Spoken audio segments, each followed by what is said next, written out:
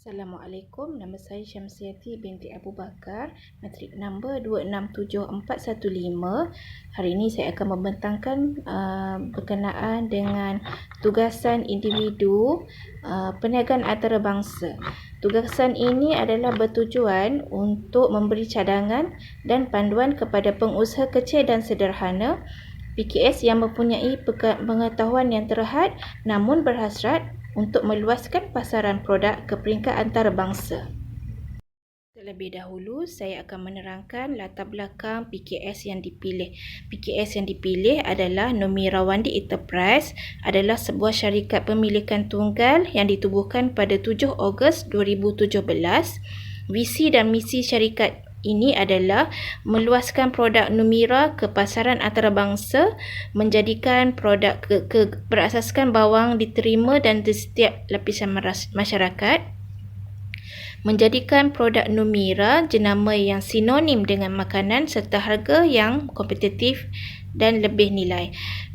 Misi perniagaan pula adalah untuk mengekalkan kualiti produk Nomira, memberikan peluang kepada peniaga yang berminat untuk menjalankan perniagaan dengan keuntungan jualan yang berpatutan dan mengeluarkan dan membekalkan produk halal serta memastikan syarikat mampu memenuhi permintaan pasaran.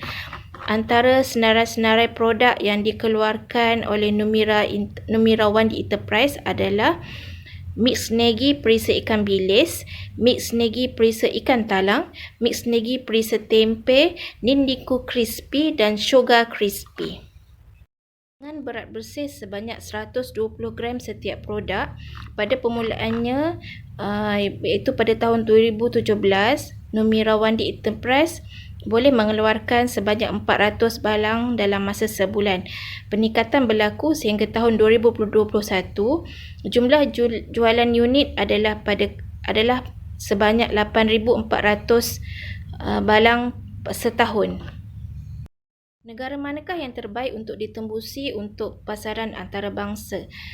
Mengapa negara tersebut menjadi pilihan? Bawang merah rangup adalah sejenis makanan yang terbuat daripada bawang besar atau bawang merah yang dihiris nipis dan digoreng segar dalam minyak panas. Bawang goreng yang telah diinovasi dengan menggabungkan dengan bahan-bahan lain merupakan kekuatan dan kelebihan produk Nomira Wandi Enterprise. Berbanding dengan pengeluar produk seumpamanya di Malaysia, kelainan yang dibawa oleh syarikat ini membuatkan produk mereka mendapat permintaan yang tinggi di pasaran, terutamanya di negeri Perlis.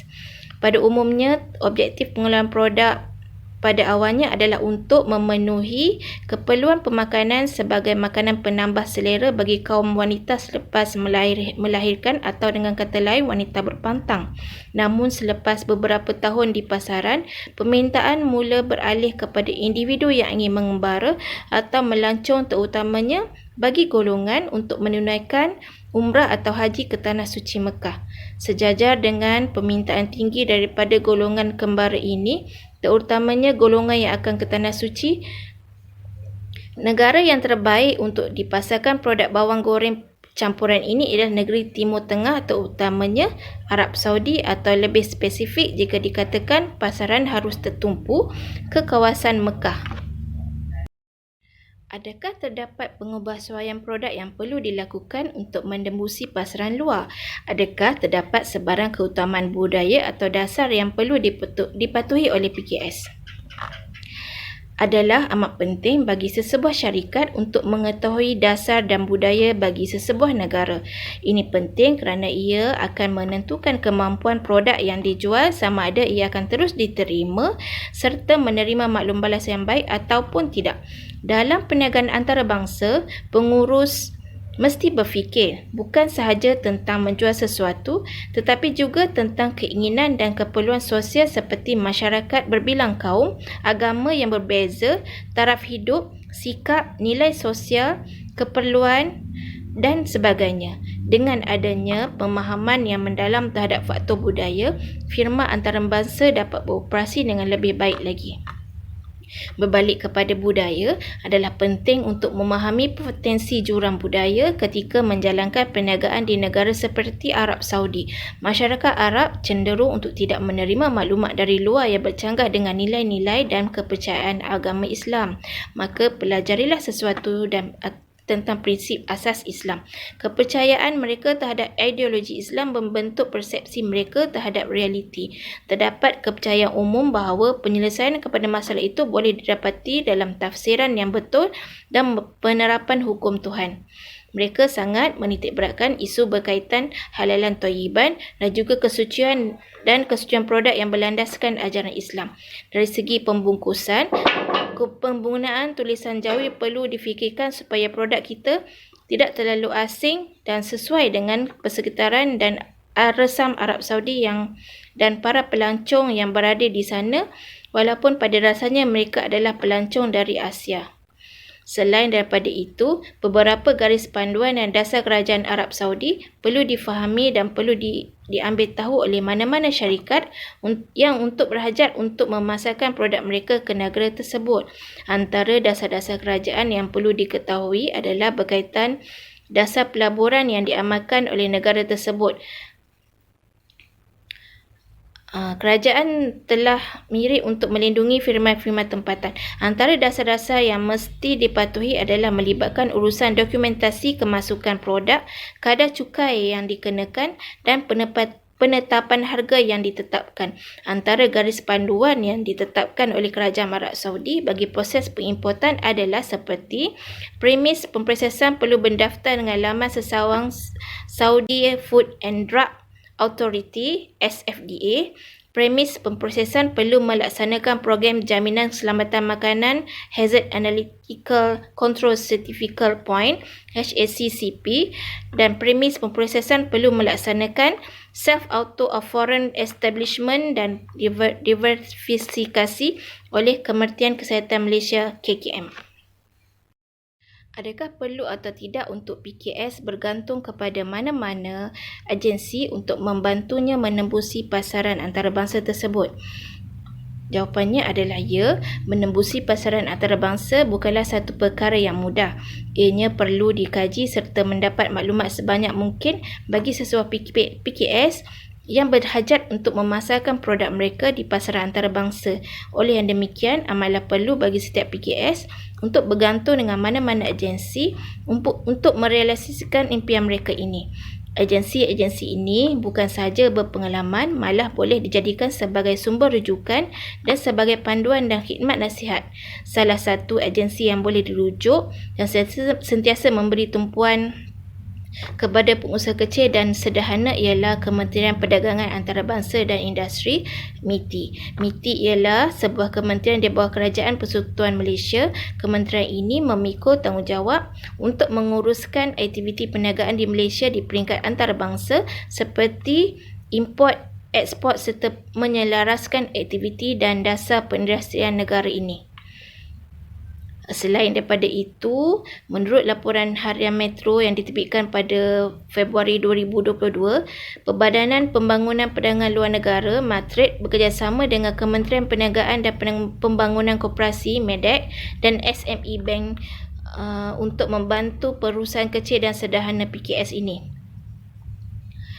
Selaras dengan impian numerawan di enterprise, peluang yang terbuka luas ini tidak harus disia-siakan. MATRID akan membantu perusahaan kecil dan sederhana untuk bertapak di luar negara dan mengembangkan profil syarikat mereka di pasaran antarabangsa melalui pelbagai urusan berkaitan promosi termasuk penyertaan dalam misi perdagangan, misi pemasaran khusus dan jenama antarabangsa. Selain daripada itu, agensi yang memainkan peranan penting dalam perkembangan produk PKS adalah Lembaga Pemasaran Pertanian Persekutuan ataupun FAMA. FAMA memainkan peranan penting sebagai sebuah agensi kerajaan dalam usaha membawa produk ke pasaran, meluaskan saiz pasaran, membantu dalam pembangunan pasaran dan meningkatkan kualiti termasuklah pensijilan, pembungkusan dan pelabelan produk. Siapakah pelanggan berpotensi di pasaran antarabangsa? Jika di pasaran domestik, produk Numira lebih menumpukan sasaran jualan atau atau kepada golongan ibu berpantang bertepatan dengan moto syarikat iaitu Numira, makanan berpantang dan kembara. Pelanggan yang berpotensi di pasaran antarabangsa pula adalah sudah tentu daripada kalangan pelancong dan jemaah haji. Potensi ini dilihat dari segi permintaan dan keperluan pelancong ketika berada di negara tersebut.